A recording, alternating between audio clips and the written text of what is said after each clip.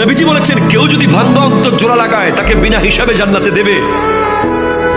তাহলে কেউ যদি জোড়া অন্তর ভেঙে দেয় সে তো বিনা হিসাবে জাহান্নামে যাবে।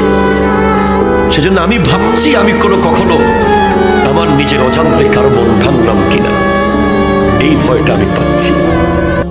বাবা মারে বাবা, তুমি বন্ধু একজনা, মায়ের পরে তোমার কাছে খুঁজি সান্ত্বনা।